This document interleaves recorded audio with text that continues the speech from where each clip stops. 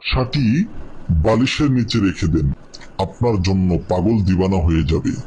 যতক্ষণ পর্যন্ত না আপনি তাকে সান্ত্বনা দিবেন ততক্ষণ তার মন শান্ত হবে না।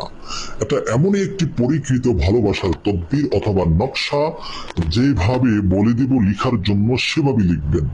আপনি তাকে কোনো কিছু খাওয়াতে হবে না, তাকে দিতে হবে না, আপনার শরীরে বাঁধতে হবে না, গাছে বাঁধতে হবে না, কিছু করতে হবে না।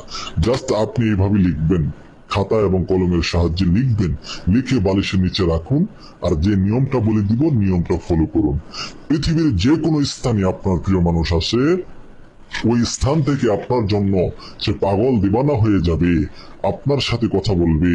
আপনার সাথে যদি যোগাযোগ বন্ধ করে দিয়েছে, তাহলেও সে আপনার সাথে যোগাযোগ চালু করবে।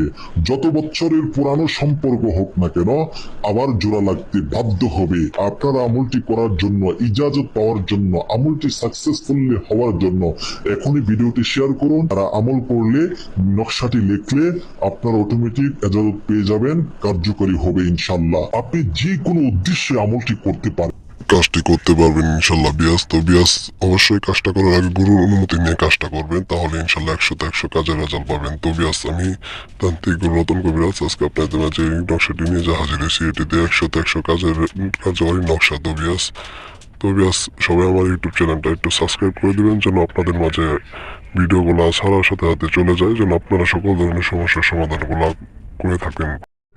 তো বিয়াস, সবাই ভালো থাকবেন, সুস্থ থাকবেন। আসসালামু আলাইকুম।